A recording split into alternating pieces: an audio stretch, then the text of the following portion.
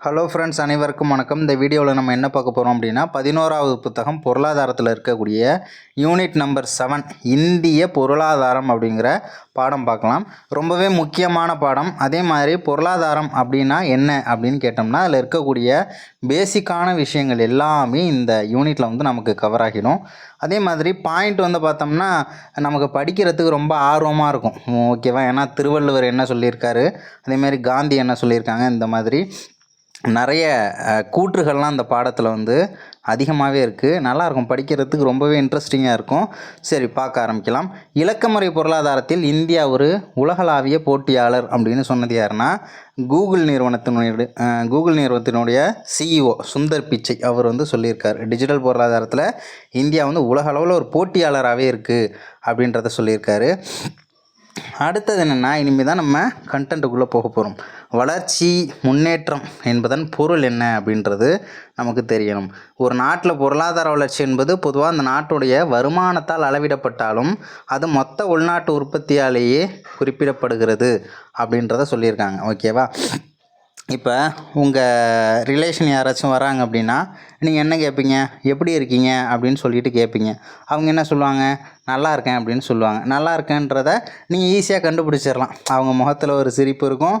ஓகேவா? அந்த மாதிரி ஏதோ ஒரு கண்டுபிடிச்சலாம். அவங்களுடைய தோற்றத்தை வச்சு நம்ம கண்டுபிடிச்சிடலாம்.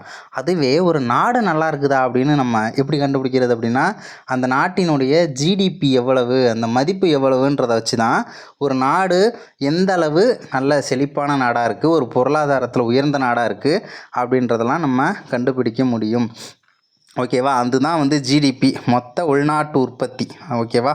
கிராஸ் டொமஸ்டிக் ப்ராடக்ட் அப்படின்னு சொல்லுவாங்க. ஓகே, இதில் வந்து பாயிண்ட் வந்து ரொம்ப கம்மியாக தான் இருக்கும். அதேமாரி ரொம்ப இன்ட்ரெஸ்டிங்கான ஒரு பாடம். ஒரு நாட்டு மக்களின் வாழ்க்கை தரத்தின் அளவீடுகள் என்னென்ன அப்படின்றத தெரிஞ்சுக்கோங்க. ஒன்று HDI, ஹியூமன் டெவலப்மெண்ட் இண்டெக்ஸ், மனிதவள மேம்பாட்டு குறியீடு அப்படின்னு சொல்லுவாங்க. அதே மாதிரி வாழ்க்கை தர குறியீடு PQLI அப்படின்னு சொல்லுவாங்க. ஓகேவா? வாழ்க்கை தர குறியீடு அப்படின்னு சொல்லுவாங்க. அடுத்தது என்னென்னா மொத்த நாட்டு மகிழ்ச்சி குறியீடு GNHI அப்படின்னு சொல்லியிருப்பாங்க. இதெல்லாம் என்னென்ன அப்படிங்கிறது நமக்கு வர வர தெரிஞ்சுக்கலாம். மொத்த நாட்டு மகிழ்ச்சி குறியீடு GNHI, cross national happy index அப்படின்னு சொல்லுவாங்க. ஓகேவா? மொத்த நாட்டு மகிழ்ச்சி குறியீடு அப்படின்னு சொல்லிட்டு மொத்த நாட்டு மகிழ்ச்சி அப்படின்ற தொடரானது 1972 பூட்டான் நாட்டின் 4வது மன்னர். ஓகேவா? 5வது மன்னர் 6வது மன்னர்லாம் கிடையாது, 4வது மன்னரான ஜிக்மே சிங்யே வாங்சுக் என்பவரால் உருவாக்கப்பட்டது மொத்த நாட்டு மகிழ்ச்சி அப்படிங்கிற தொடர். இந்த மொத்த நாட்டு மகிழ்ச்சின்றது எதெல்லாம் வச்சு சொல்கிறாங்க அப்படின்னா நிலைத்த முன்னேற்றம். ஒரு நாடு நிலைத்த முன்னேற்றம் அப்படின்ற பாதையில் போச்சு அப்படின்னா அந்த நாடுன்றது மகிழ்ச்சி குறியீட்டில் டாப்பில் இருக்கும். அதே மாதிரி சுற்றுச்சூழல் பாதுகாப்பு அப்படின்னு ஒரு வார்த்தையில் கொடுத்துட்டாலும் அந்த நாட்டு மக்கள் வந்து ரொம்ப ஆரோக்கியமாக இருப்பாங்க. நோய் அப்படின்ற ஒரு விஷயம் அங்கே இல்லாமல் இருக்கும். ஏன்னா சுகாதாரம் தானே எல்லாத்துக்குமே அடிப்படை. ஸோ அப்போ சுற்றுச்சூழல் பாதுகாப்புன்றது ரொம்பவே முக்கியம். அதே மாதிரி கலாச்சாரம் மேம்பாடு அடைஞ்சிருக்கணும். சிறந்த நிர்வாகம் இருந்துச்சு அப்படின்னா அந்த நாடு மகிழ்ச்சியான நாடு அப்படின்னு சொல்கிறாங்க. இந்த தொடரை உருவாக்குனது யாருன்னா பூட்டான் நாட்டோட 4வது மன்னர் ஜிக்மே சிங்யே வாங்சுக் அப்படிங்கிறவர் 1972. ஓகேவா? அடுத்தது என்னென்னா வளர்ந்து கொண்டிருக்கும் நாடுகள், அதே மாதிரி வளர்ந்த பொருளாதார நாடுகள். ஸோ இந்த மாதிரியெல்லாம் நிறைய நாடுகள் வந்து சொல்கிறாங்க. ஓகேவா? இது வளர்ந்து கொண்டிருக்கும் நாடு, இது வளர்ந்த நாடு அப்படின்லாம் சொல்கிறாங்கல்ல. ஸோ வளர்ந்த பொருளாதார நாடுகள் அப்படிங்கிறது எப்படி இருக்கும்? வளர்ந்த பொருளாதார நாடு அப்படின்னா அந்த நாடு வந்து அந்த நாட்டில் இருக்கக்கூடிய வளங்களை வந்து முழுவதுமாக பயன்படுத்தியிருப்பாங்க. ஓகேவா? முழுமையாக யூஸ் பண்ணிக்கிட்டு இருப்பாங்க. அதை அப்படியே விடாமல் அதை என்ன பண்ணுவாங்க? யூஸ் பண்ணுவாங்க. ஓகேவா? அதுதான் வந்து வளர்ந்த பொருளாதார நாடுகள் அப்படின்னு சொல்லலாம். உதாரணத்துக்கு America, Canada, England, France, Japan இதெல்லாம் வந்து சொல்கிறாங்க. இதெல்லாம் வந்து பொருளாதாரத்தில் முன்னேறிய நாடுகள். அதே மாதிரி வளர்ந்து கொண்டிருக்கிற நாடுகள் அப்படின்னு பார்க்கும்போது குறைந்த தலா வருமானம் கொண்ட நாடுகள் வளர்ந்து கொண்டிருக்கும் நாடுகள் அப்படின்னு சொல்கிறாங்க. குறைந்த தலா வருமானம். ஓகேவா? அதுவே வந்து வளர்ந்த நாடுகளில் தலா வருமானம் ரொம்ப அதிகமாக இருக்கும். தலா வருமானம்னா ஒரு மனுஷனோட வருமானம் அப்படிங்கிறது அதிகமாக இருக்கும். ஓகேவா? இப்போ இலங்கையில் வந்து கொத்தனாராக வேலை பார்க்குறவருக்கு 200 ரூபா அப்படின்னா இப்போ இலங்கை காட்டிலும் இந்தியா வந்து கொஞ்சம் டாப்பில் இருக்காங்க அப்படின்னா ஒரு 400 வாங்குவாங்க. ஓகேவா? தலா வருமானம் அப்படிங்கிறது அங்கே கம்மியாக இருக்குது, இங்கே உயர்வாக இருக்குது. ஸோ அந்த மாதிரி தான். அதே மாதிரி அந்த நாடுகளை தான் வந்து உதாரணத்துக்கு Africa, Bangladesh, Myanmar, Pakistan, Indonesia இந்த நாடுகள் எல்லாமே முன்னேற்றம் அடையாத வளர்ச்சி குன்றிய பின்தங்கிய 3ஆம் உலக நாடுகள் அப்படின்னு சொல்லுவாங்க. ஓகேவா? 3ஆம் உலக நாடுகள் அப்படின்னா பொருளாதாரத்தில் ரொம்ப பின்தங்கிய நாடுகள், அதே மாதிரி வளர்ந்து கொண்டு இருக்கிற நாடுகள் அப்படின்னும் சொல்லலாம் அப்படிங்கிறத தெரிஞ்சுக்கோங்க. அதாவது வளர்ந்து கொண்டு இருக்கிற நாடுகள் வந்து வளங்களை கம்மியாக வந்து பயன்படுத்துவாங்க, முழுசாக யூஸ் பண்ணாத ஒரு நாடாக இருக்கும். ஓகேவா? அவங்க நாட்டில் இருக்கக்கூடிய வளங்கள் முழுமையாக பயன்பட்டிருக்காது. ஓகேவா? பயன்பட்டிருக்காது அப்படின்றத விட பயன்படுத்தியிருக்க மாட்டாங்க. அதுவே வளர்ந்த நாடுகள்னால் பயன்படுத்தியிருப்பாங்க. ஓகேவா? அதனால தான் இந்திய பொருளாதாரம் அப்படின்னு பார்க்கும்போது உலகின் வலிமையான பெரிய பொருளாதாரங்களின் வரிசையில் இந்தியா 7வது இடம். ரொம்ப முக்கியமான ஒரு பாயிண்ட். இந்தியா உலக பொருளாதாரத்தில் 7வது இடத்துல இருக்குது. எவ்வளோ பர்சன்டேஜ்னால் 7%. ஓகேவா? 7%ஓட 7வது இடம். 7,7. முன்னேறிய நாடுகளின் இயல்புகள்னு பார்த்தோம்னா அந்த நாட்டு வருமானம்ங்கிறது ரொம்ப அதிகமாக இருக்கும். உயர்ந்த நாட்டு வருமானமாக இருக்கும், உயர்ந்த தனிநபர் வருமானமாக இருக்கும். அமெரிக்காவில் ஒரு மனிதன் சம்பாதிக்கக்கூடிய சம்பளமும் இந்தியாவில் ஒரு மனிதன் சம்பாதிக்கக்கூடிய சம்பளமும் ஒன்று கிடையாது. ஓகேவா? அங்கே எப்போவுமே வேறு. அதனால தான் அது முன்னேறிய நாடு. தனிநபர் வருமானம் உயர்வாக இருக்குது. அதே மாதிரி உயர்ந்த வாழ்க்கை தரம், ரொம்ப ஹைஜீனிக்காக இருப்பாங்க. அதே மாதிரி முழு வேலை வாய்ப்புன்றது உயர்ந்த அந்த வளர்ந்த நாட்டில் இருக்கும். அதே மாதிரி தொழில்துறையின் ஆதிக்கம் அப்படிங்கிறது ரொம்ப அதிகமாக இருக்கும். ஒரு நாடு விவசாயத்தை மட்டுமே பின்பற்றும் பட்சத்தில் வந்து அந்த நாடு வந்து பொருளாதாரத்தில் ரொம்ப பெரிய நாடாக வளர முடியாது அப்படின்றதையும் நம்ம தெரிஞ்சுக்கணும். ஏன்னா தொழில்மயம் அப்படிங்கிறது அதிக பேருக்கு வேலை வாய்ப்பை கொடுக்கக்கூடிய ஒரு முக்கியமான ஒரு துறை தொழில். அப்போ தொழில்துறையுடைய ஆதிக்கம் எந்த நாட்டில் அதிகமாக இருக்குதோ ஸோ அந்த நாட்டில் வந்து தான் பொருளாதாரம் அப்படிங்கிறது ரொம்ப உயர்வாகவும் இருக்கும். அதே மாதிரி டெக்னாலஜி ரொம்ப அப்டேட்டடாக இருக்கும், உயர் தொழில்நுட்பமாக இருக்கும். ஓகேவா? அதே மாதிரி தொழில் செறிவு, நிறைய ஃபேக்ட்ரிஸ் இருக்கும். அதே மாதிரி அதிக நுகர்ச்சி நிலை, மக்கள் வந்து அதிகமான பொருள்களை வாங்குகிறாங்க. நம்ம போய் ஒரு கடையில் போய் ஏதோ வாங்குகிறோம் அப்படின்னா இதை வாங்கலாமா வேணாமா, வாங்கினோம்னா 10 ரூபா கம்மியாக இருக்குதுன்னு சொல்லிட்டு யோசிக்கிறோம்ல. அங்கே வந்து என்ன பண்ணுவாங்க, எக்ஸ்ட்ரா காசே வச்சுருப்பாங்க, வாங்குறத வாங்கிட்டு போயிட்டுருக்காங்கல்ல. அப்போ அதிக நுகர்ச்சி நிலை, அதிக நகரமயமாதல். நகரமயம் இருந்துச்சுனாலே அங்கே என்ன இருக்கும், ஃபேக்ட்ரிஸ் இருக்கும். அது தெரிஞ்சுக்கணும். அதேமாரி சீரிய பொருளாதார வளர்ச்சி, அப்புறம் சமுதாய சமத்துவம், பாலின சமத்துவம், மிக குறைந்த வறுமை நிலை. சமுதாயத்தில் சமத்துவம் இருக்கும். நீ இந்த சாதிக்காரன், நீ அந்த சாதிக்காரன் அப்படின்ற பாகுபாடு இல்லாமல் இருக்கும். பாலின சமத்துவம், பெண்களுக்கு 200 தான் சம்பளம் கொடுக்கணும், ஆண்களுக்கு 800 சம்பளம் கொடுக்கணும் அப்படின்ற மாதிரியெல்லாம் இருக்காது. நீ உன்னுடைய வேலைக்கு உன்னுடைய ஊதியம், நீ அதே அளவு செஞ்சனா உனக்கும் அந்த ஊதியம். அப்போ அந்த இடத்துல பாலின சமத்துவம் வளர்ந்த நாடுகளில் இருக்குது. அரசியல் நிலைத்தன்மை, நல்ல ஆட்சி நடக்கும்னு சொல்கிறாங்க. முக்கியம் இந்திய பொருளாதாரத்தின் இயல்புகள், வலிமையும் வலிமையின்மையும். இந்திய பொருளாதாரத்தில் எதெல்லாம் வந்து இருக்குது அப்படின்றது தெரிஞ்சுருக்கணும். இந்தியான்றது ஒரு கலப்பு பொருளாதார நாடு. அது என்ன கலப்பு பொருளாதாரம் அப்படின்னா private sector plus public sector, தனியார் துறையும் பொதுத்துறையும் இணைந்து சீரிய முறையில் செயல்படுவது. எல்பிஜிலாம் வந்துச்சுல்ல, எல்பிஜினா லிக்விடு பெட்ரோலியம் கேஸ் கிடையாது. ஓகேவா? தாராளமயம், தனியார் மயம், உலகமயம், லிபரலைசேஷன், ப்ரிவலைசேஷன், குளோபலைசேஷன் அப்படின்னு சொல்லுவாங்க. எல்பிஜி அப்படின்றது 1991 வந்திருக்கும். ஸோ அது வந்ததுக்கப்புறம் நிறைய பேருக்கு வேலைவாய்ப்பு உண்மையாகவே கொடுக்குற துறைன்னு பார்த்தோம்னா ப்ரைவேட் செக்டாரில் தான் நிறைய வேலைவாய்ப்பு இருக்குது. ஓகேவா? சென்னை பக்கம்லாம் போனோம்னா ஃபுல்லாகவே ப்ரைவேட் செக்டார் தான். ஓகேவா? அப்போ வேலைவாய்ப்புக்கு ப்ரைவேட் செக்டார் ரொம்ப முக்கியம். பொதுத்துறையால் மட்டுமே எல்லாருக்கும் வேலைவாய்ப்பை கொடுக்க முடியாது. அப்போ 2 பேரும் சேர்ந்து தான் செயல்படணும். அந்த மாதிரியான ஒரு பொருளாதார முறை, மிக்சடு எக்கானாமி அப்படின்னு சொல்லுவாங்க. அடுத்தது வேளாண்மை முக்கிய பங்கு வகிக்கிறது. இந்தியாவில் வேளாண் தொழிலில் நிறைய பேர் பங்கெடுத்துக்கிட்டு வராங்க. உதாரணத்துக்கு இந்தியாவில் 60% மக்கள் வந்து அவங்களுடைய வாழ்க்கை ஆதாரமாக வேளாண்மை சார்ந்த நடவடிக்கைகளில் ஈடுபடுறாங்க. வேளாண்மைனா என்ன, நெல், பச்சைப்பயிறு, உளுந்து இது மட்டும் கிடையாது. பருத்தி, சணல் இது எல்லாமே வேளாண்மை சார்ந்த தொழில் தான். இது சார்ந்த ஃபேக்ட்ரிஸ்லாம் இருக்குல்ல, ஸோ அதுவும் இந்த 60%க்குள்ளே அடங்கும்.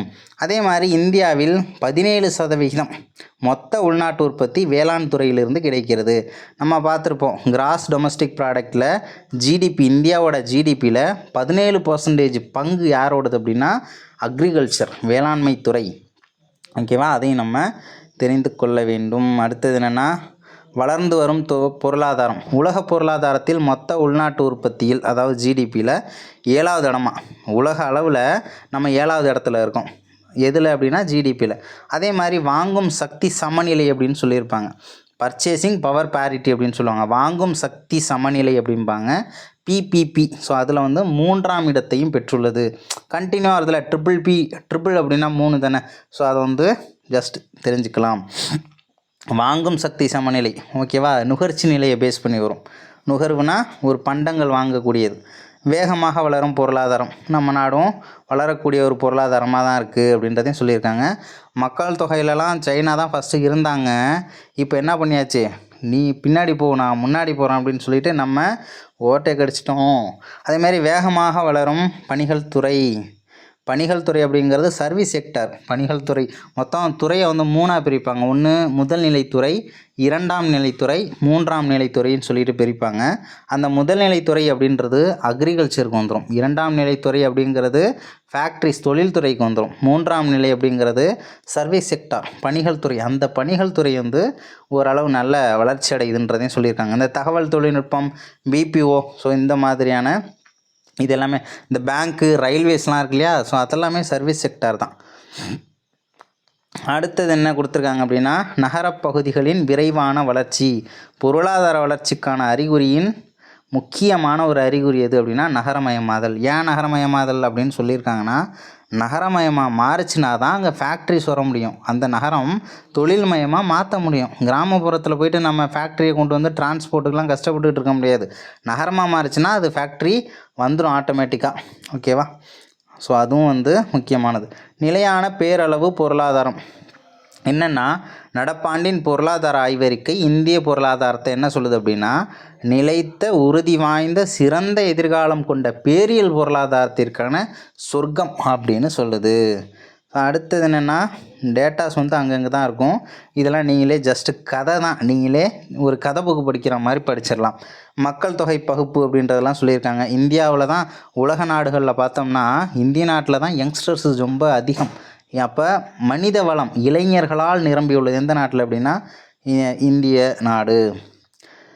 அடுத்தது என்னென்னா இந்திய பொருளாதாரத்தின் மைனஸ் என்ன. இந்திய பொருளாதாரத்தில் ப்ளஸ்ஸு பார்த்தோம், மிக்சடு எக்கானமி, இளைஞர்கள் அதிகமாக இருக்காங்க, நல்லா வளருது. ஸோ அந்த மாதிரியெல்லாம் பார்த்துருப்போம். நகரமயமாதலும் கூடிக்கிட்டு இருக்குது அப்படிலாம் சொல்லி பார்த்தோம். என்ன மைனஸ் இந்திய பொருளாதாரத்தில் அப்படின்னா பாப்புலேஷன் ரொம்ப அதிகமாக இருக்குது, அதிகமான மக்கள் தொகை. மக்கள் தொகை பெருக்கத்தில் இந்தியா சீனாவிற்கு அடுத்து 2வது நாடாக உள்ளது கிடையாது. கரண்ட் அஃபேர் படி பார்த்தோம்னா கரண்ட் அஃபேரில் அப்டேட் ஆகிடுச்சு. ஏன்னா உலகத்திலேயே அதிகமான மக்கள் தொகை கொண்ட நாடு எது அப்படின்னா இந்தியா இந்தியா இந்தியா, ஓகேவா. அது வந்து பெரிய மைனஸ் அப்படின்றதையும் நமக்கு சொல்கிறாங்க, ஓகேவா. மிஞ்சக்கூடும், அதான் மிஞ்சிடுச்சு, ஓகேவா. அதையும் நம்ம தெரிஞ்சுருக்கணும். மக்கள் தொகை அப்படிங்கிறது நிறைய பேர் மக்கள் தொகை இருந்தாங்க அப்படின்னா என்ன பண்ண முடியாது, வேலை வாய்ப்பு கொடுக்கறது, நிறைய பிரச்சனைகள்லாம் இருக்குது, ஓகேவா. அதே மாதிரி இந்த பாயிண்ட் ஹைலைட் பண்ணிக்கோங்க. மக்கள் தொகை அதிகரிப்புன்றது ஒவ்வொரு 1000 பேருக்கும் 1.7 அப்படிங்கிற பர்சன்டேஜ் அந்த வீதத்தில் வந்து அதிகரிக்குதுன்றதையும் சொல்லியிருக்காங்க, ஓகேவா. 1.7 அப்படிங்கிற வீதத்தில் வந்து அதிகரிக்குது 1000 பேருக்கு அப்படின்றத சொல்லியிருக்காங்க. இது வந்து ரிப்பீட்டட் கொஸ்டின்னு பார்த்துக்கோங்க. அதே மாதிரி ஆண்டுதோறும் ஏற்படும் மக்கள் தொகை பெருக்கம் ஆஸ்திரேலியாவின் மொத்த மக்கள் தொகைக்கு சமமாக உள்ளது அப்படின்றதையும் சொல்லியிருக்காங்க. இது ரொம்பவே முக்கியமானது. இந்த பேரை அப்படியே நீங்கள் ஹைலைட் பண்ணிக்கோங்க. அதாவது வருஷத்துக்கு இந்தியா வந்து ஒரு கண்டத்தையே உருவாக்குதுன்னு சொல்லுவாங்க. எந்த கண்டம் அப்படின்னா ஆஸ்திரேலியா கண்டம். ஆஸ்திரேலியா வந்து பார்த்தோம்னா மக்கள் தொகை வந்து கம்மியான உள்ள இருக்கக்கூடிய ஒரு கண்டம் தான். இருந்தாலும் வருஷத்துக்கு இந்தியா வந்து ஒரு கண்டத்தையே உருவாக்குது அப்படின்றத சொல்லுவாங்க ஆஸ்திரேலியாவை வச்சு. அதாவது ஒரு வருஷத்தில் இங்கே மக்கள் தொகை பெருக்கம் இன்க்ரீஸ் ஆகிற ரேட்டு மட்டுமே ஆஸ்திரேலியாவுக்கு ஈக்குவலாக இருக்குன்றத சொல்லியிருக்காங்க. அதே மாதிரி இங்கே ஏற்றத்தாழ்வு இருக்குது, சாதி பிரச்சனைலாம் நிறைய இருக்குது, வறுமை அப்படிங்கிறதும் இருக்குது. பணம் அப்படிங்கிறது சிலர்கிட்ட மட்டும்தான் குமிஞ்சு கிடக்கு. உதாரணத்துக்கு 10% இந்தியர்கள்ட்ட வந்து மொத்த சொத்துக்களும் இருக்குன்றத சொல்கிறாங்க. பாக்கி உள்ள 90% மக்கள் வந்து கஷ்டம்தான் படுறோம். இன்றைக்கும் 100 ரூபாய்க்கும் 50 ரூபாய்க்கும் 500 ரூபாய்க்கும் சில்லறை மாற்றிக்கிட்டு தான் இருந்துக்கிட்டு இருக்கோம். ஆனால் 10% இந்தியர்கள் வந்து மொத்த சொத்துக்களுக்கும் முதலாளியாக இருக்காங்க அப்படின்றதையும் இங்கே சொல்கிறாங்க. அதே மாதிரி ரேட்டு ஜாஸ்தியாக இருக்குது. ஒரு மிளகாத்தூள் வாங்க போனால் ரேட்டு ஜாஸ்தி, ஒரு மஞ்சத்தூள் வாங்க போனால் ரேட்டு ஜாஸ்தி, வெங்காயம் தக்காளி எல்லாமே வந்து பார்த்தோம்னா விலை வந்து ரொம்ப அதிகமாக இருக்குது அப்படின்றதையும் சொல்கிறாங்க. அதே மாதிரி உள்கட்டமைப்பு பலவீனம், இங்கே கட்டமைப்பே கிடையாது. ஓகேவா, இங்கே இருக்க டெக்னாலஜியும் கிடையாது, இந்தியாவில் ஒரு டெக்னாலஜியும் கிடையாது. இன்னுமே பழைய டெக்னாலஜி என்ன பண்ணுறோம், அதாவது அமெரிக்கா நாட்டுக்காரன் 1990 யூஸ் பண்ண டெக்னாலஜி எடுத்து நம்ம இந்தியாவில் இப்போ யூஸ் பண்ணிகிட்ருக்கோம். ஸோ அந்த மாதிரி ஒரு உதாரணத்துக்கு சொல்கிறேன். ஏன்னா உள்கட்டமைப்பு அப்படிங்கிறது ரொம்ப பலவீனமான ஒரு முறையில் இருக்குது. அடுத்தது என்னென்னா, வேலைவாய்ப்பு உருவாக்க திறனற்ற நிலை. எப்படி உருவாக்க முடியும், பாப்புலேஷனில் அவ்வளோ இருக்குது, உலகத்திலே இந்தியா தான் ஃபஸ்ட்டு பாப்புலேஷனில், எப்படி வேலைவாய்ப்பு உருவாக்க முடியும்? ஓகேவா, ஸோ அதனால் அதுவும் ஒரு மைனஸாக இருக்குது. இந்திய பொருளாதாரம் வேலைவாய்ப்பற்ற வளர்ச்சி, வளரக்கூடிய பொருளாதாரம் தான் இந்திய பொருளாதாரம், ஆனால் வேலைவாய்ப்பே இல்லாத ஒரு வளர்ச்சி அப்படிங்கிற பண்பு இந்தியா அப்படின்றதையும் சொல்கிறாங்க. அதே மாதிரி பழமையான தொழில்நுட்பம், டெக்னாலஜியெல்லாம் ரொம்ப பழசு அப்படின்றதையும் சொல்லியிருக்காங்க. இந்தியாவில் மக்கள் தொகை போக்குகள் அப்படின்னு பார்த்தோம்னா சின்ன சின்ன விஷயங்கள்லாம் இருக்கும். மக்கள் தொகை அளவு, வளர்ச்சி வீதம், பிறப்பு இறப்பு விகிதம், மக்கள் தொகை அடர்த்தி, பாலின விகிதம், வாழ்நாள் எதிர்பார்ப்பு, எழுத்தறிவு விகிதம், லிட்ரஸி. ஸோ இதெல்லாம் வந்து சொல்கிறாங்க. ஒவ்வொன்றத்தையும் நம்ம பார்க்கலாம். ஓகே, அதாவது உலக அளவில் சீனாவிற்கு அடுத்து 2ஆம் நிலையை அடைந்துள்ளது மக்கள் தொகை. இது வந்து பாயிண்ட்டை மாற்றிக்கோங்க, ஏன்னா உலக அளவில் இந்தியா தான் ஃபஸ்ட்டு. உலகின் புவி பரப்பில் உலகத்தில் இருக்கக்கூடிய அந்த நிலப்பரப்பு, நீர்ப்பரப்பு கிடையாது, நிலப்பரப்பு மட்டும் கிட்டத்தட்ட எவ்வளோ இருக்குது அப்படின்னா 71% இருக்கா. அந்த 71 100க்கு கன்வெர்ட் பண்ணிட்டோம் அப்படின்னா இந்தியாவோட பர்சன்டேஜ் எவ்வளவு நிலப்பரப்பில் அப்படின்னா 2.42%. ஓகேவா, கிளியராக சொல்லணும்னா இதில் 2.4%ன்றதையும் சொல்லியிருக்காங்க. ஓகேவா, அதே மாதிரி உலக வருவாயில் 2.4 டிவைடட் பை 2 போட்டிங்கன்னா 1.2. ஓகேவா, அப்போ 1.2% வருமானம் உள்ளது. அதே மாதிரி உலக மக்கள் தொகையில் மட்டும் பாருங்களேன், பரப்பளவு 2.4 தான், வருமானம் அதில் பாதி, அதுவே மக்கள் தொகையில் 17.5% அவ்வளோ இருக்குது அப்படின்றதையும் சொல்லியிருக்காங்க. அதாவது உலகத்துலேருந்து ஒரு அதாவது 6 பேரை வந்து இப்படி தூக்குறோன்னு வச்சுக்கோங்களேன். அந்த 6 பேர், அதாவது உலகத்துலேருந்து ஒரு 6 பேரை செலக்ட் பண்ணுறோம் அப்படின்னா அந்த 6ல் ஒரு ஆள் கண்டிப்பாக இந்தியராக இருப்பார் அப்படின்றதையும் சொல்கிறாங்க. உலக மக்கள் தொகையில் 6ல் ஒருத்தர் இந்தியர். உண்மையில் உத்தரப்பிரதேசம் மற்றும் மகாராஷ்டிரா மாநிலங்களின் மக்கள் தொகை உலக மக்கள் தொகையில் 3ஆம் இடம் பிடிக்கும் அமெரிக்க ஐக்கிய நாடுகளை விட அதிகமாக இருக்குதான். யூபியில் இருக்கக்கூடிய பாப்புலேஷன், மகாராஷ்டிராவில் இருக்கக்கூடிய பாப்புலேஷன் ரெண்டுத்தையும் கூட்டினோம்னா அமெரிக்காவை விடவே அதிகமாக வருதாமா. பார்த்துக்கோங்க, 2 ஸ்டேட்டோட பாப்புலேஷன் ஒரு நாட்டையே மிஞ்சுது, அமெரிக்காவே மிஞ்சுது மக்கள் தொகையில், பொருளாதாரத்தில் கிடையாது. அதே மாதிரி இந்தியாவின் சில மாநிலங்களின் மக்கள் தொகை உலகின் பல்வேறு நாடுகளின் மக்கள் தொகையை விட அதிகமாகவும் இருக்குது அப்படின்றதையும் சொல்கிறாங்க. அதேமாரி அடுத்து வரக்கூடிய பாயிண்ட் ரொம்ப முக்கியமானது. 1921 வந்து பார்த்தோம்னா நிறைய நோய்கள் பரவுச்சு. காலரா, பிளேக்கு, இன்ஃப்ளூயன்ஸா, இந்த மாதிரி நிறைய நோய்கள் பரவுனதுனால மக்கள் தொகை வந்து பார்த்தோம்னா ரொம்ப கம்மியாச்சு. நிறைய பேர் இறந்து போயிட்டாங்க, உண்மை அதுதான். நிறைய பேர் தாக்கு பிடிக்கலை. 1921ஆம் ஆண்டு மக்கள் தொகையை அதிகரிக்க துவங்கியதால் அந்த ஆண்டு பெரும் பிரிவினை ஆண்டு அப்படின்றத சொல்லியிருக்காங்க. ஓகேவா, பெரும் பிரிவினை ஆண்டு. அந்த டைமில் வந்து பார்த்தோம்னா குறைய ஆரம்பிச்சிருச்சு, எதிர்மறையாக குறைஞ்சிருச்சு அப்படின்றதையும் சொல்லியிருக்காங்க. ஓகே, அடுத்தது என்னென்னா 1951. ஸோ அதில் வந்து மக்கள் தொகை பெருக்க வீதம் 1.33%லேருந்து 1.25%ஆக குறைஞ்சிருக்கு. ஓகேவா, 1.33%லேருந்து 1.25%ஆக குறைஞ்சிருக்கு. இங்கேயும் குறைஞ்சிருக்கு, அதிகமாகல, ஆனால் இங்கேயும் குறைஞ்சிருக்கு. ஃபஸ்ட்டில் வந்து மைனஸில் போயிருக்கும் மக்கள் தொகை அப்படிங்கிறது. 1951 பார்த்தோம்னா ரொம்பலாம் குறையில, ஆனால் குறைஞ்சிது. 1.33%லேருந்து 1.25%ஆக குறைஞ்சிது. ஸோ அதனால் வந்து சிறு பிளவு ஆண்டு அப்படின்றத சொல்லியிருக்காங்க. சிறு பிளவு ஆண்டு அப்படின்னு சொல்கிறாங்க. அதே மாதிரி 1961, 1921, 51, 61. ஓகேவா, ஸோ இங்கே வந்து பார்த்தோம்னா மக்கள் தொகை பர்சன்டேஜ்ன்றது அதிகரிக்க ஆரம்பிச்சிருச்சு. 1.96%, அதாவது சராசரியாக பார்த்தோம்னா 2%ன்னு சொல்கிறாங்க, அதிகரிக்க ஆரம்பிச்சிருச்சு. மக்கள் தொகை வெடிப்பு. ஓகேவா, பாப்புலேஷன் எக்ஸ்ப்ளோஷன் அப்படின்னு சொல்லுவாங்க. மக்கள் தொகை வெடிப்பு ஆண்டு அப்படின்னு சொல்கிறாங்க. மக்கள் தொகையோட எண்ணிக்கை அதிகமாக ஆரம்பிச்சிருச்சு. அதே மாதிரி இது ரொம்ப ரிப்பீட்டட் கொஸ்டின். எந்த ஆண்டு இந்திய மக்கள் தொகையானது 100 கோடியை எட்டியதுன்னு சொல்லுவாங்க. 100 கோடி, ஒரு பில்லியனை எப்போ எட்டுச்சு அப்படின்னா 2001. 100 கோடின்னு இருக்கா, 100னா 100, அதே மாதிரி 001 அப்படியே திருப்பி போட்டுக்கோங்களேன், 2001 அப்படியே வந்ததுவாங்க. ஃபஸ்ட்டில் மட்டும் 2 போட்டுக்க போகிறோம். அதே மாதிரி 2011 வந்து பார்த்தோம்னா மக்கள் தொகை கணக்கெடுப்பின்படி இளைஞர்களின் மக்கள் தொகை குறிப்பிடத்தக்க அளவில் உள்ளது. அதனால் மக்கள் தொகை மாறுதலை குறிக்கும் ஆண்டுன்னு கேட்பாங்க. எந்த வருஷத்தில் 100 கோடிக்கு போச்சுன்னு கேட்பாங்க. மக்கள் தொகை வெடிப்பு ஆண்டு எப்போன்னு கேட்பாங்க. பெரும்பிளவு ஆண்டு எப்போ, சிறுபிளவு ஆண்டு எப்போ, இப்படின்லாம் கொஸ்டின் கேட்பாங்க. குழந்தைகள் பிறப்பு விகிதம் அப்படின்னா 1000, ஓகேவா, 1000 குழந்தை பிறக்குதுன்னா அந்த மக்கள் தொகையில் பிறக்கும் குழந்தைகளோட எண்ணிக்கையை குறிக்கக்கூடியது. ஓகேவா, 1000 மக்கள் தொகைக்கு பிறக்கும் குழந்தைகளின் எண்ணிக்கை குறிக்கக்கூடியது.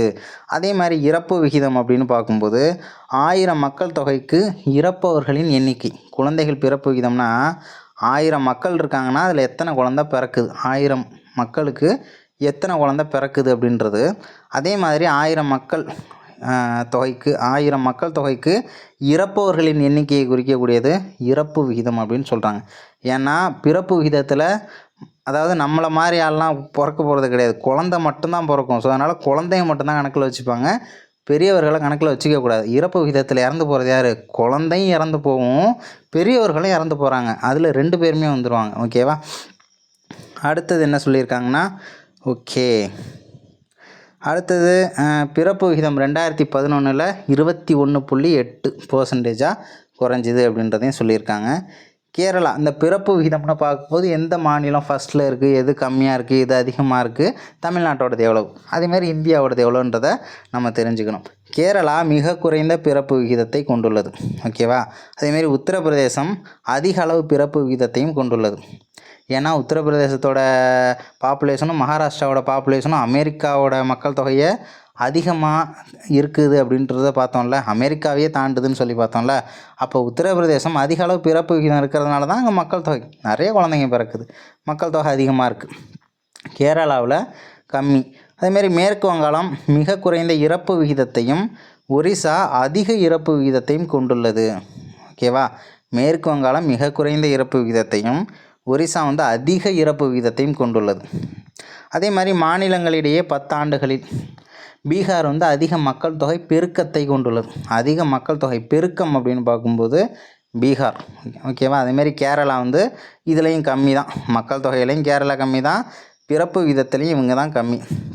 ஓகேவா, அதே மாதிரி பிமாரு மாநிலங்கள் அப்படின்னு சொல்லுவாங்க. பிமாரு, பிஐ அப்படிங்கிறது பீகாரை குறிக்கக்கூடியது. பிஐ அப்படின்னா பீகார், எம்ஏ அப்படின்னா மத்திய பிரதேசம், யூ அப்படின்னா நமக்கு உத்தரப்பிரதேசம், ஆர் அப்படின்றது ராஜஸ்தான். ஓகேவா, பீகார், மத்திய பிரதேசம், ராஜஸ்தான், உத்தரப்பிரதேசம், மொத்தம் 4 ஸ்டேட்லையும் சேர்த்து பீமாரு மாநிலங்கள். ஏன் அப்படி சொல்கிறாங்கன்னா இந்த 4 ஸ்டேட்லலாம் பாப்புலேஷன் ரொம்ப அதிகம், அதனால் பீமாரு ஸ்டேட் அப்படின்னு சொல்லுவாங்க. பிஐ ஃபார் பீகார், எம்ஏனா மத்திய பிரதேஷ், ஆர் ஃபார் ராஜஸ்தான், யூனா உத்தரப்பிரதேசம். இந்த 4 ஸ்டேட்டையும் வச்சுக்கோங்க.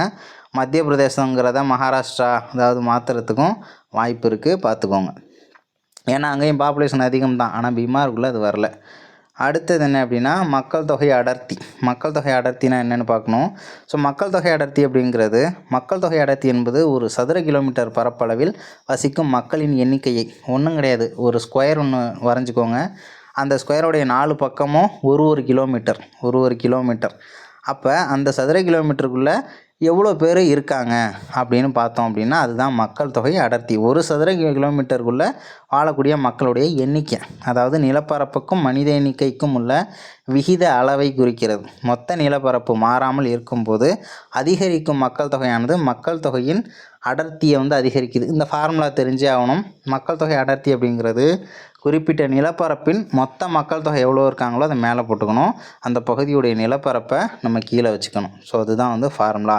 2011 மக்கள் தொகை அடர்த்தி, ஓகேவா, 382. இது இந்திய அளவில் உள்ளது. ஓகேவா, இந்தியாவோட மக்கள் தொகை அடர்த்தி 2011 எவ்வளவு, 382, முடிஞ்சு போச்சு.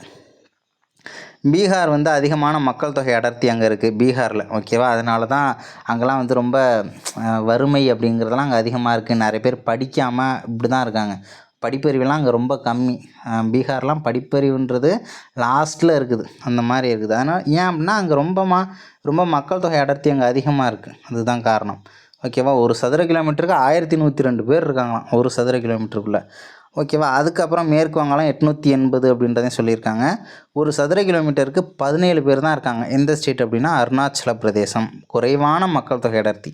1102 இருக்கிற பீகார் எங்கே, 17 இருக்கிற அருணாச்சல பிரதேசம் எங்கே அப்படின்றதையும் நம்ம தெரிஞ்சுக்கணும். பாலின விகிதம் அப்படின்னா 1000 ஆண்களுக்கு எத்தனை பெண்கள் இருக்காங்க. ஒரு கிராமம் இருக்குது, கிராமத்தில் 1000 பேர் இருக்காங்க. அதுமாரி அந்த 1000 ஆண்களுக்கு திருமணம் செய்யணும் அப்படின்னா 1000 பெண்கள் இருக்கணும்ல. ஆனால் இருக்கக்கூடிய பெண்கள் எத்தனை, இந்த ரேஷியோ தான் பாலின விகிதம். ஓகேவா. இது வந்து பார்க்கும்போது 2011 டேட்டா படி இந்தியாவில் 1000 ஆண்களுக்குள்ள பெண்களுடைய வீதம் எவ்வளோ அப்படின்னா 940. இதை நம்ம தெரிஞ்சுக்கணும். பாலின விகிதம் வந்து அதிகரிச்சுக்கிட்டு இருக்குதான், அது சொல்லியிருக்காங்க. அதே மாதிரி பாலின விகிதம்ன்றது ஹரியானாவில் ரொம்ப கம்மியாக இருக்குதான். ஓகேவா. அதேமாதிரி கேரளாவில் வந்து ரொம்ப ஜாஸ்தி. 1000 ஆண்களுக்கு 1084 பெண்கள் இருக்காங்க. ஹரியானாவில் 1000 ஆண்களுக்கு 877 பெண்கள் தான் இருக்காங்க. கேரளாவுடைய டேட்டா நமக்கு ரொம்ப முக்கியம். அடுத்தது என்னென்னா பிறப்பின் போது வாழ்நாள் எதிர்பார்ப்பு. பிறப்பின் போது எதிர்பார்க்கப்படும் வாழ்நாள் அளவு தான் வாழ்நாள் எதிர்பார்ப்பு என குறிக்கப்படுகிறது, அவ்வளோதான். இது வந்து பார்த்தோம்னா 2011 படி மொத்தம் வாழ்நாள் எதிர்பார்ப்புனா இங்கே இந்தியாவில் பிறந்தோன்னு வச்சுக்கோங்களேன், அதிகபட்சம் ஒரு 63 வருஷம் சராசரியாக உயிர் வாழலாம் அப்படின்ற ஒரு அடிப்படையிலான ஒரு டேட்டா. அடுத்தது என்ன கொடுத்துருக்காங்க அப்படின்னா எழுத்தறிவு விகிதம். எழுத்தறிவு விகிதம்னா கல்வி அறிவு தான். ஸோ எவ்வளோ இருக்குது அப்படின்றத நம்ம தெரிஞ்சுக்கணும். இந்தியாவோட எழுத்தறிவு விகிதம் வந்து 74.04 74.04% இந்தியாவுடைய எழுத்தறிவு விகிதம்.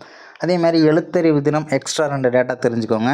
எழுத்தறிவு தினம் அப்படின்னு கேட்டாங்கன்னா செப்டம்பர் 8. எழுத்தறிவு ஆண்டு எப்போன்னு கேட்டாங்கன்னா 1990. ரொம்பவே முக்கியமான தகவல் அப்படின்றதையும் தெரிஞ்சுக்கோங்க.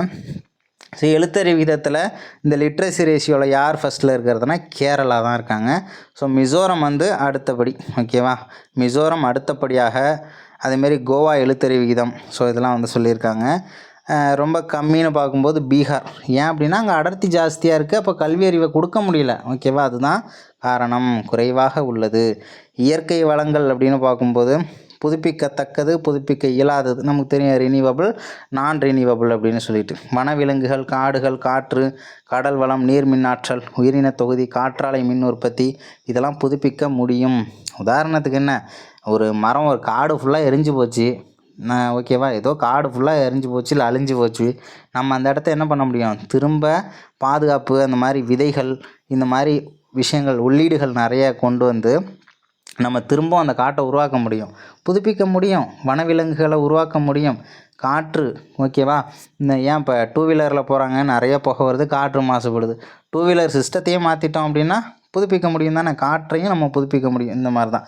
அதே மாதிரி நிலக்கரி பெட்ரோலியம்லாம் ஒன்ஸ் யூஸ் பண்ணிட்டோம் அப்படின்னா அது காலி, அவ்வளோதான். ஓகேவா. புதுப்பிக்க இயலாதது அப்படின்றதையும் சொல்கிறாங்க. மண் வளம் அப்படின்னு பார்க்கும்போது உலகில் 7வது இடத்தை பெற்றுள்ளது. எது அப்படின்னா நிலப்பரப்பில். அதை நம்ம ஆல்ரெடி பார்த்த டேட்டா தான். அதாவது உலக நிலப்பரப்பில் 2.42% அப்படின்றதையும் சொல்லியிருக்காங்க. வேறு என்ன டேட்டா அப்படின்னா, ஓகே, இந்தியாவில் இருக்கக்கூடிய வளங்கள் அப்படின்னு பார்க்கும்போது நிலக்கரியில் என்ன கொடுத்துருக்காங்கன்னா, சீனாவுக்கும் அமெரிக்க ஐக்கிய நாட்டுக்கும் அடுத்தபடியாக நிலக்கரி உற்பத்தியில் 3வது இடத்தில் இந்தியா உள்ளது. அப்போ நிலக்கரி இருப்பில் எத்தனையாவது இடம் இந்தியான்னு கேட்டாங்கன்னா 3rd பிளேஸில் இருக்கும். ஃபஸ்ட் யாருன்னா அமெரிக்கா. ஓகேவா. சைனா கிடையாது. First America, second one China, third one India. ஓகேவா. ஆனாலும் அமெரிக்காக்காரன் நிலக்கரி உற்பத்தியில் அவ்வளோ வச்சுருந்தாலும் அவனே என்ன பண்ணுறான் அப்படின்னா வேறு நாட்டுக்கிட்ட காசு கொடுத்து தான் நிலக்கரியை வாங்கிக்கிட்டு இருக்கான். என்ன அப்படின்றத நம்ம தெரிஞ்சுக்கணும். எல்லா நாட்டிலையும் என்ன பண்ணுவான், நிலக்கரியை எடுத்து காலி பண்ணிடுவாங்க. நம்மளாம் சீக்கிரம் காலி பண்ணிவிடுவோம். காலி பண்ணதுக்கப்புறம் நிலக்கரி தேவை ஒரு டைமில் என்ன ஆகும் அப்படின்னா கண்டிப்பாக நிலக்கரி வேணும்னு சொல்லிட்டு மாறும்.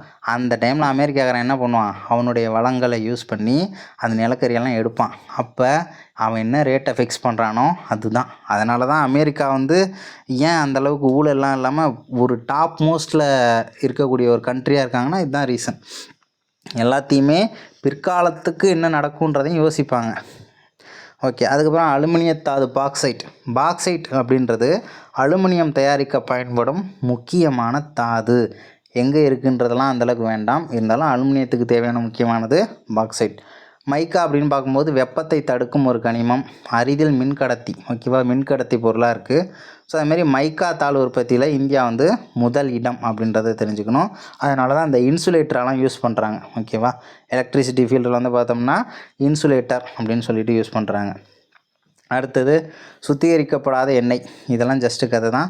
தங்கம்னு பார்க்கும்போது இந்தியாவில் வந்து தங்க இருப்புன்றது ரொம்ப கம்மியாக தான் இருக்குது. இருந்தாலும் 3 முக்கியமான தங்க சுரங்க பகுதிகள் இருக்குன்றதையும் நம்ம தெரிஞ்சுக்கணும். எங்கெங்கே இருக்குது அப்படின்னா, ஃபஸ்ட்டு ஒன்று அடிப்பட்ட சிங்கத்தோட கர்ஜனை எப்போவுமே அதிகமாக தான் இருக்குங்கிற மாதிரி கேஜிஎஃப் படத்தில் வரும்ல. So Kolar golden factory. ஓகேவா, கோலார் மாவட்டத்தில் கோலார் தங்க வயல் சுரங்கம், கோலார் கோல்டன் ஃபேக்ட்ரி, அது ஒன்று. அதே மாதிரி ரெய்ச்சூர் மாவட்டத்தில் இருக்கக்கூடிய ஹட்டி தங்க வயல். கேஜிஎஃப்பும் சரி ஹட்டி தங்க வயல் ரெண்டுமே எங்கே இருக்குது அப்படின்னா கர்நாடகாவில் தான் இருக்குது. அதே மாதிரி ஆந்திர மாநிலம் அனந்தபூர் மாவட்டத்தில் ராம்கிரி தங்க வயல் சுரங்கம் ஒன்று இருக்குது அப்படின்றதையும் சொல்லியிருக்காங்க, தெரிஞ்சுக்கோங்க. அதுக்கப்புறம் என்னென்னா வைரம். யுஎன்இசி என்ன எக்ஸ்ப்ளனேஷன் அப்படிங்கிறத தெரிஞ்சுக்கோங்க. United Nations economic commission for Europe அப்படின்றதையும் கொடுத்துருக்காங்க.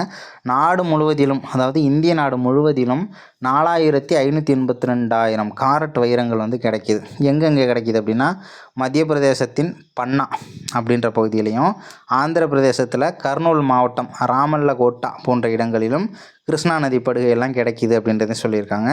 இம்பெர்லி சுரங்கம் எங்கே இருக்குன்னா சத்தீஸ்கரில் இருக்குது, தெரிஞ்சுக்கோங்க, இம்பெர்லி சுரங்கம்.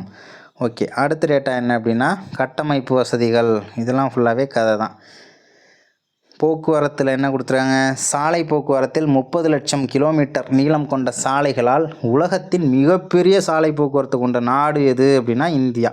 ஓகேவா, 30 லட்சம் கிலோமீட்டர் நீளம் கொண்ட சாலைகளால் உலகத்திலே மிகப்பெரிய சாலை போக்குவரத்து இந்தியா தான் அப்படின்றதையும் சொல்லியிருக்காங்க. அடுத்தது என்னென்னா இந்தியாவின் இருப்பு பாதை நீளம் 63,000 கிலோமீட்ரு. அதில் 13,000 கிலோமீட்ரு மின்மயமாக்கப்பட்டுள்ளது இருப்பு பாதை. ஓகேவா, ரயில்வேஸ், அதை தெரிஞ்சுக்கோங்க. 63,000, 13,000. இதெல்லாம் ரொம்ப ரிப்பீட்டட் கொஸ்டின். இந்திய ரயில்வே முதல் வைஃபை வசதியை பெங்களூரில் தொடங்கியது. இந்திய விமான போக்குவரத்து நிறுவனங்களான ஏர் இந்தியா மற்றும் இந்தியன் ஏர்லைன்ஸ் ஆகியவை 27, ஓகேவா, ஆகஸ்ட் 27, 2007, இப்படி படிங்க, ஆகஸ்ட் 27, 2007 அன்று ஒன்றாக இணைந்தன அப்படின்றத சொல்லியிருக்காங்க. துறைமுகங்களின் மேலாண்மைக்கும் வளர்ச்சிக்கும், குறிப்பாக சிறு துறைமுகங்களின் வளர்ச்சிக்கு வழிகாட்ட தேசிய துறைமுக வாரியம் உருவாக்கப்பட்டிருக்கு. ஓகேவா, துறைமுகங்களை அவங்க தான் மேலாண்மை பண்ணுவாங்க, அவங்களுடைய வளர்ச்சின்றது இவங்களுடைய பொறுப்பு தான். அதே மாதிரி வழிகாட்டக்கூடிய ஒரு முக்கியமான அமைப்பும் தேசிய துறைமுக வாரியம் தான் 1950 உருவாக்கியிருக்காங்க. ஆற்றல் என்ன இருக்குது அப்படின்னா அதான் ரினியூவபிள், நான் ரினியூவபிள், இந்த கதையெல்லாம் நமக்கு தெரியும்.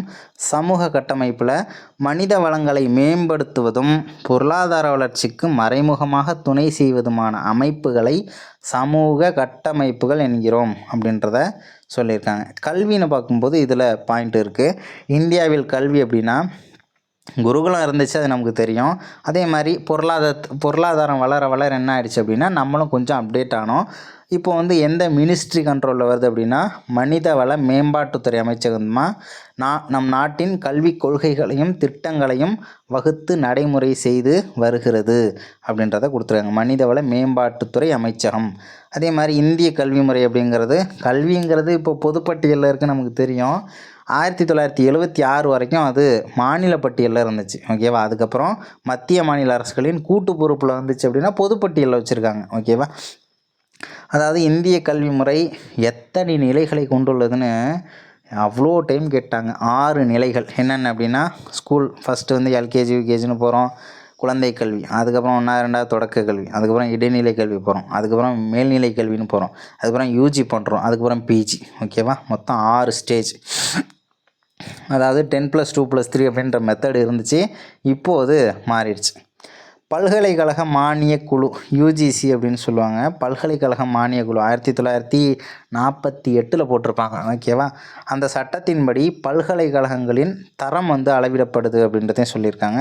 ஜஸ்ட் ஒன்லைனர் தான். அதே மாதிரி பட்ஜெட் இருக்குல்ல, வரவு செலவு திட்டம், அதில் வந்து 3% ஜிடிபியில் வந்து 3% நிதியானது கல்வித்துறைக்கு ஒதுக்கப்பட்டு பெருமளவு நிதி வந்து பள்ளி கல்விக்கே செலவிடப்படுகிறது அப்படின்றதையும் சொல்லியிருக்காங்க. 3%. அடுத்து என்னென்னா உடல் நலம். ஓகேவா? உடல் நலம் அப்படிங்கிறது ஆயுர்வேதம், சித்தா, யுனானி அப்படியெல்லாம் இருந்துச்சு.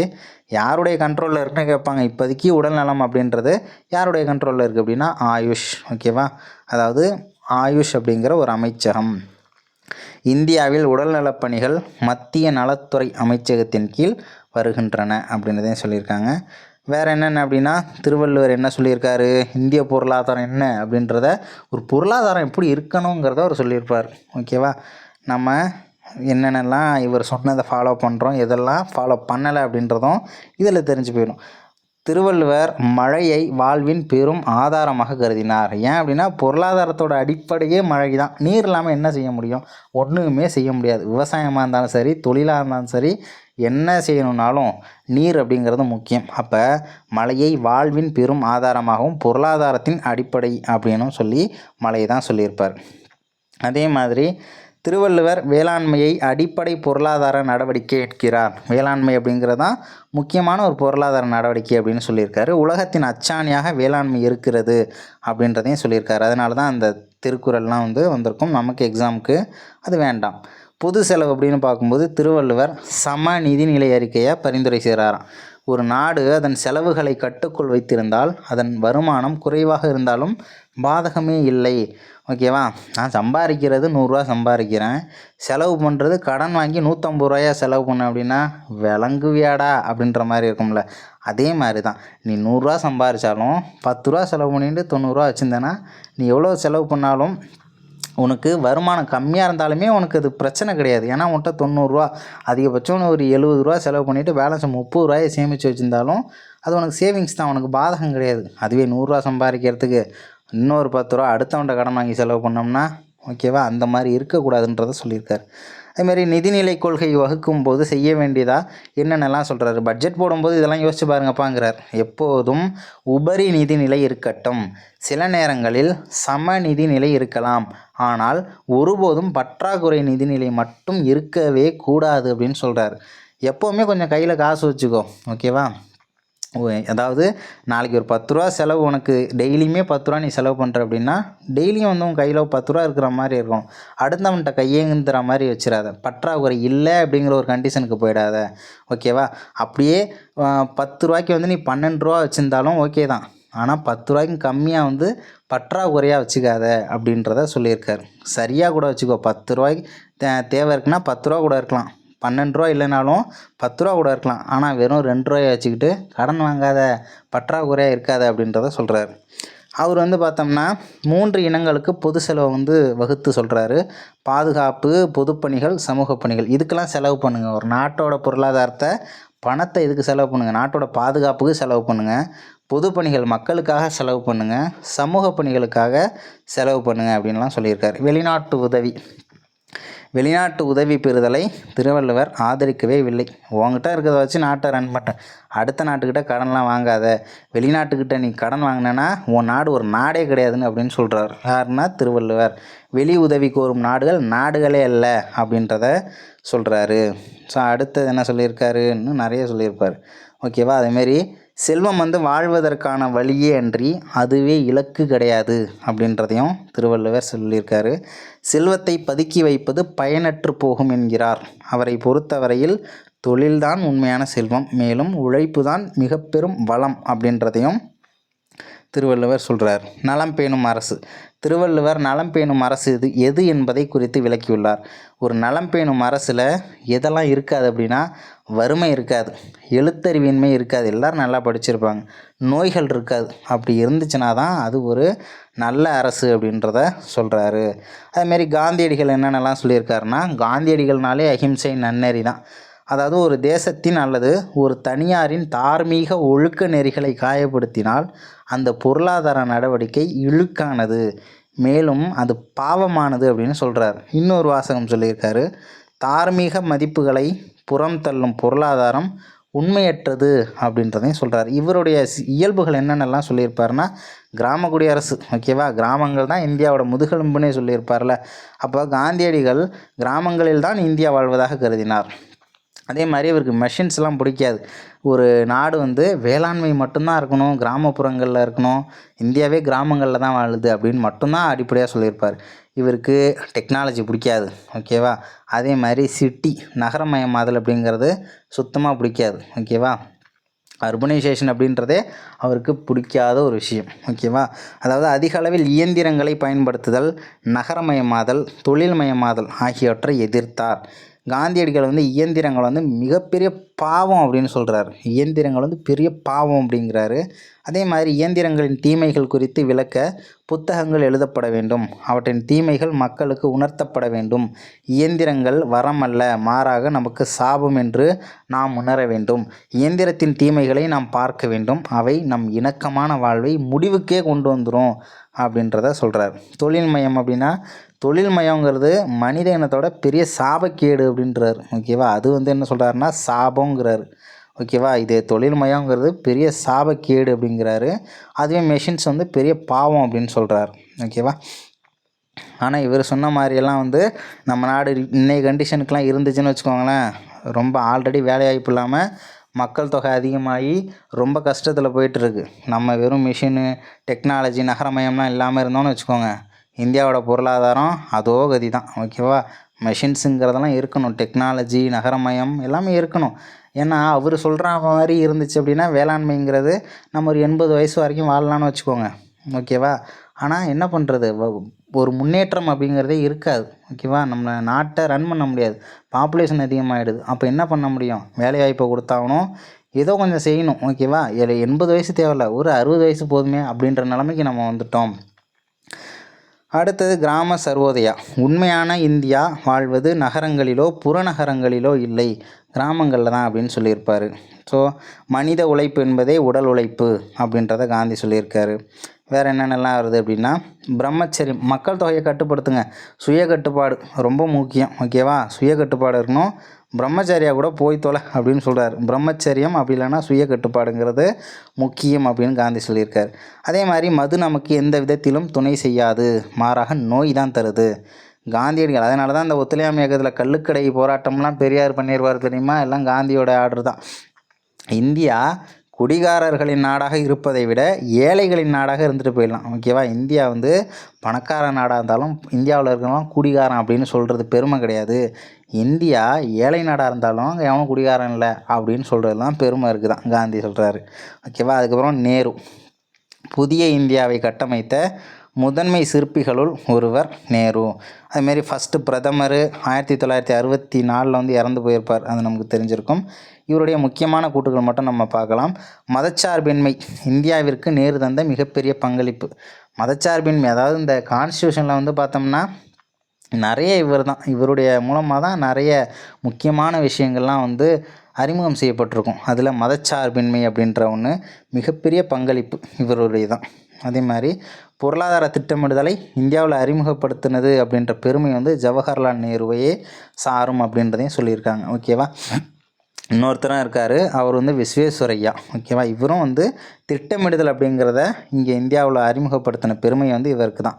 இந்த திட்டக்குழு அதெல்லாம் வந்திருக்கும் இல்லையா, திட்டக்குழு தான் இப்போ நிதி ஆயோக்னு சொல்லி செயல்பட்டுக்கிட்டு இருக்கு. அந்த திட்டக்குழு ஐடியாலாம் வந்து பார்த்தோம்னா இவர் கொடுத்தது தான். அதுமாரி திட்டமிடுதலின் சாரம் என்பது மனித சக்தி வளங்கள், பணம் இவற்றை சிறந்த வழிகளில் பயன்படுத்துவது அப்படின்றதே சொல்லியிருக்காங்க. காந்தி சொன்னதுக்கு ஆப்போசிட்டாக அவர் சொல்லியிருப்பார். அவர் மிஷின்ஸே வேணாம்பார், நகரமயம் வேணாம்பார், இவர் எல்லாத்துக்கும் ஆதரவாக இருந்திருப்பார், ஓகேவா. பார்க்கலாம். திட்டமிடுதல் என்பது தொழில்மயமாதலோடு தொடர்புடையது. அப்போ தொழில்மயங்கிறது வேணும்னு சொல்லியிருக்காரு. சயின்ஸ் வேணும், டெக்னாலஜி வேணும், தொழில் வளர்ச்சி வேணும், எல்லாத்தையுமே சொல்லியிருப்பார். சமதர்மம் என்பது இந்தியாவிற்கு நேருவின் மிகப்பெரிய பங்களிப்பு அப்படின்றதையும் சொல்லியிருக்கார், ஓகேவா. பிஆர் அம்பேத்கர் வந்து பார்த்தோம்னா அவருடைய காலம் 1891லேருந்து 1956 வரைக்கும் அரசியலமைப்பு சட்டத்தின் தந்தை அப்படின்னு சொல்கிறாங்க. சமதர்ம காவலர், சமூக நீதி பாதுகாவலர் மற்றும் அரசின் திட்டங்களை வடிவமைத்தவர். பழங்கால இந்திய வர்த்தகம் அப்படின்ற ஒரு புத்தகம் யாருடையதுன்னா இவரோட தான், ஓகேவா. அதை நம்ம தெரிஞ்சுக்கணும். அடுத்தது இந்தியாவின் தேசிய பங்கீடு பற்றிய வரலாறு மற்றும் பகுப்பாய்வு ஆய்வறிக்கை அப்படின்னு சொல்லிட்டு ஒரு கட்டுரை முனைவர் பட்டத்திற்காக சமர்ப்பிக்கப்பட்ட ஆய்வு கட்டுரையானது. இது அம்பேத்கருடையது. அதேமாதிரி பிரிட்டிஷ் இந்தியாவில் மாகாண நிதிகளின் மதிப்பீடு, மாகாண ஏகாதிபத்தியத்தின் நிதிகள் பரவலாக்கம் பற்றிய ஒரு ஆய்வு. யாருடைய கட்டுரை? அம்பேத்கருடையது. ஓகேவா. அடுத்தது ரொம்ப முக்கியமான ஒரு அறிக்கை. ஓகேவா. 1923 ரூபாயின் பிரச்சனைகள் என்னும் ஆய்வறிக்கையை ஏற்று லண்டன் பொருளாதார பள்ளி டிஎஸ்சி அப்படின்ற ஒரு பட்டம் வந்து இவருக்கு கொடுக்குது. ரொம்ப முக்கியமான புத்தகம், அது ஒரு கட்டுரை அது. ஓகேவா. ஸோ அடுத்தது இந்திய reserve bank of India RBI இருக்குல்ல. ஸோ அது வந்து பார்த்தோம்னா இவருடைய இந்த புத்தகம் ரூபாயின் பிரச்சனைகள், அதன் தோற்றமும் அதன் தீர்வும் அப்படின்ற வழிகாட்டுதல் அடிப்படையில் தான் ஆர்பிஐயே வந்து உருவாக்கியிருப்பாங்க. அதையும் நம்ம தெரிஞ்சுக்கணும். ரொம்பவே முக்கியமான கொஸ்டின், ரிப்பீட்டட் கொஸ்டின். அடுத்தது வேளாண்மை பொருளாதாரம் அப்படின்னு பார்க்கும்போது இந்தியாவில் குறைந்த நில உடைமை மற்றும் தேர்வுகள் என்ற கட்டுரை அவருடைய தான். அதுமாதிரி ஆடம் ஸ்மித்தோட நூல் என்னென்னா நாடுகளின் செல்வம்.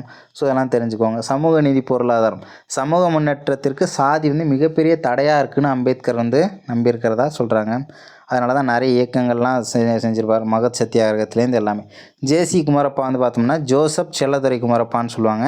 தஞ்சாவூரில் பிறந்திருக்கார் 1892 ஜனவரி 4. இவர் ஜேசி குமரப்பா காந்திய வழி தான். இவரும் கிராம பொருளாதாரத்துக்கு தான் ஆதரவாக இருந்திருப்பார். வேளாண்மை, கிராம பொருளாதாரம் அப்படின்னு. காந்திய பொருளாதாரம் யாரோடதுன்னா இவருடைய தான். அதுமாரி கிராமங்கள் தானே இந்தியாவில் வாழுதுன்னு சொல்லியிருப்பார் காந்தி. அதே மாதிரி இவர் என்ன சொல்லியிருக்காரு, அதனால தான் கிராம தொழில் வளர்ச்சி சங்கம்லாம் வந்து இவருடைய ஆதரவில் நிறையா இருந்திருக்கும். அடுத்து வந்து பார்த்தோம்னா குமரப்பா வந்து உப்பு சத்தியாகிரகத்தின் போது யங் இந்தியா அப்படிங்கிற பத்திரிகையில் வந்து வேலை பார்த்துருக்கார், தெரிஞ்சுக்கோங்க. அதே மாதிரி வந்து எந்த இடத்துல பேராசிரியராக வேலை பார்த்துருக்காருன்னா அகமதாபாத்தில் குஜராத் வித்யாபீடம், அங்கே வந்து பொருளாதார பேராசிரியர். அதேமாரி அனைத்து இந்திய கிராம தொழில் கழகம் 1935 ஜேசி குமரப்பாவால் தோற்றுவிக்கப்பட்டது. வெள்ளையனே வெளியேறு இயக்கம் 1942 இவர் அரெஸ்ட் பண்ணி ஒரு வருஷத்துக்கு மேலே ஜெயிலில் போட்டிருக்காங்க. அப்போ ஜெயிலில் இருக்கும்போது புத்தகம் எழுதியிருக்கார். நிலைத்த பொருளாதாரம், அப்புறம் இயேசுவின் வழிமுறைகள், அப்புறம் கிறிஸ்தவம், அதன் பொருளாதாரமும் வாழ்க்கை முறையும் அப்படிங்கிற புத்தகம். ஓகேவா. ரெண்டுமே 1945 எழுதியிருக்கார், தெரிஞ்சுக்கோங்க, முக்கியமானது. ஸோ அடுத்தது ஜேசி குமரப்பா ஜோசப் செல்லதுரை தானே. ஸோ அவர் கிறிஸ்தவம் அப்படின்ற ஒரு அடிப்படையில் எழுதியிருக்கார். அதேமாரி ராமச்சந்திர குஹா அப்படிங்கிற ஒரு வரலாற்று ஆய்வாளர் வந்து இந்த ஜேசி குமரப்பா வந்து சுற்றுச்சூழலுக்கு நிறைய அடித்தளம் இட்டதுனால, உதாரணத்துக்கு கிராமிய பொருளாதாரம், வேளாண்மை, ஸோ இந்த மாதிரி நிறைய சுற்றுச்சூழலுக்கு அடித்தளம் இட்டதுனால பச்சை காந்தின்னு சொல்லி ஜேசி குமரப்பாவை ராமச்சந்திர குஹா அவர்கள் சொல்லியிருக்காங்க. ஸோ அடுத்தது VKRV ராவ். PR பிரம்மானந்தா அப்படிங்கிறவர் ஒரு கூற்று சொல்கிறார். சுதந்திரத்திற்கு முன்னும் பின்னும் இந்தியாவின் தலை சிறந்த பொருளியல் அறிஞர்களாக DR காட்கில், CN வக்கீல், அப்புறம் வந்து VKRV ராவ் ஆகியோரை குறிப்பிடலாம் அப்படின்னு சொல்லி சொன்னது யாருன்னா பிரம்மானந்தா அப்படிங்கிறவர் சொல்லியிருக்கார். அதே மாதிரி வேறு என்னென்ன வருது அப்படின்னா ராவ் வந்து பார்த்தோம்னா JM கீன்ஸுடைய மாணவர் மட்டுமல்லாது கோலின் கிளார்க் அவர்களுடன் பணி செய்திருக்கிறார். JM கீன்ஸ் அப்படிங்கிறவர் ஜான் மேனாட் கீன்ஸ் அப்படின்னு சொல்லுவாங்க. ஜான் மேனாட் கீன்ஸ் நவீன பொருளாதாரத்தின் தந்தை. பொருளாதாரத்தின் தந்தைனா ஆடம் ஸ்மித்து, நவீன பொருளாதாரத்தின் தந்தைனா JM கீன்ஸ். அவருடைய ஸ்டூடெண்ட்டாக இருந்திருக்காரு. அதே மாதிரி கோலின் கிளார்க் அப்படின்றவர் கூட வேலையும் பார்த்துருக்கார், பணி செய்திருக்கிறார். HW சிங்கர் அப்படிங்கிறவர் கீன்ஸின் மாணவர்களில் சிறந்தவராக VKRV ராவை வந்து சொல்கிறார். சொன்னது யாருன்னா HW சிங்கர். அடுத்தது இவருடைய புத்தகங்கள் முழு வேலைவாய்ப்பும் பொருளாதார முன்னேற்றமும் அப்படிங்கிற ஒரு ஆய்வு கட்டுரை அப்படின்றத சொல்லியிருக்காங்க. வேலைவாய்ப்பு துறையில் மிகச்சிறந்த ஒரு நூல் அப்படின்றதையும் இதை சொல்கிறாங்க. அடுத்தது என்னென்னா ராவ் எழுதிய இந்திய பொருளியல் வாழ்வில் என்ன தவறுலாம் இருக்குது, இந்திய பொருளாதாரத்தில் என்ன தப்புலாம் இருக்குது அப்படின்றத ஒரு பட்டியலிட்டு சொல்கிறார். அந்த புத்தகத்தில் தான் தனிநபர் வருமானம் குறைவு ஏன், அதுமாரி தனிநபர் ஊட்டச்சத்து குறைவு, ஸோ அதுக்கான காரணங்கள் என்னென்ன அப்படின்றதையும் எக்ஸ்பிளைன் பண்ணியிருக்கார். இங்கே நில உடைமை முறை, நிலம் துண்டாடப்படுறது, நிலம் பிரிக்கப்படுறது, இந்த மாதிரியான பிரச்சனைகள் இருக்குது. நீர்ப்பாசன வசதியெல்லாம் ரொம்ப கம்மியாக தான் இருக்குது. தொழில்துறைன்றது ரொம்ப கம்மியாக இருக்குது. அதுமாரி வேளாண்மையில் அதிக மக்கள் தொகை அழுத்தம் ஏற்படுது. நிறைய இன்வெஸ்ட்மெண்ட்டுங்கிறதே இல்லை இங்கே. அதுமாரி நாணயத்தில் தன்னாட்சி கொள்கையின்மை, ஸோ இந்த மாதிரியான பிரச்சனையெல்லாம் வந்து சொல்லியிருக்காங்க. அடுத்தது என்ன அப்படின்னா முதலீடு, வருமானம் பெருக்கி. முன்னேற்றம் அடையாத நாடுகளின் முதலீடு, வருமானம் பெருக்கி ஆகியவற்றிற்கு இடையான தொடர்பு 1952 இவருடைய புத்தகம் தான். ஓகேவா. VKRV ராவ் அவர்களுடைய ஒரு புத்தகம் தான். அதே மாதிரி வந்து 3 ஆராய்ச்சி நிறுவனங்களை உருவாக்குறார் விகேஆர் ராவ். டெல்லி பொருளாதார பள்ளி, பேர்லேயே டெல்லி, இருக்கிற இடமும் டெல்லி. பொருளாதார வளர்ச்சி கழகம், அதுவும் டெல்லி தான். சமூக பொருளாதார மாற்றத்திற்கான கழகம்னா அது கர்நாடகா, பெங்களூரில். ஓகேவா, இந்த 3 அமைப்புகளும் முக்கியமானது. அமர்த்தியா குமார் சென் அப்படின்னு பார்க்கும்போது இவர் இந்தியாவை சேர்ந்தவர் தான். அமர்த்தியா சென் அப்படின்னு சொல்லுவாங்க. 1998 வந்து நோபல் பரிசு வாங்கியவர். ஓகேவா, அதேமாரி வளர்ச்சி பொருளாதாரம், வறுமையும் பஞ்சங்களும் பற்றிய ஆய்வு, உரிமங்கள் திறன் முன்னேற்றம் பற்றிய கருத்து. ஸோ அந்த மாதிரி ஒரு புத்தகம் வந்து எழுதியிருக்காரு. அதேமாதிரி வறுமையும் பஞ்சமும், வறுமை மற்றும் பஞ்சம், உரிமம் மற்றும் இழப்பு. ஓகேவா, இது வந்து இந்த அமர்த்தியா சென்னுடைய ஒரு கட்டுரை. வருஷம்லாம் வேண்டாம், அமர்த்தியா சென்னுடைய ஒரு கட்டுரை அப்படின்றத தெரிஞ்சுக்கோங்க. வறுமை பற்றி நிறைய ஆய்வுகள்லாம் செஞ்சுருப்பார். அதுமாதிரி தொழில்நுட்ப தெரிவு, மூலதன செறிவு நுட்ப முறையில். ஓகேவா, உழைப்பாளர்கள் உபரியாக உள்ள பொருளாதாரத்தில் வேலை வாய்ப்புகளை அதிகரிப்பது கடினம் அப்படின்னு சொல்லிட்டு ஒரு புத்தகத்தில் குறிப்பிட்டிருக்கார்.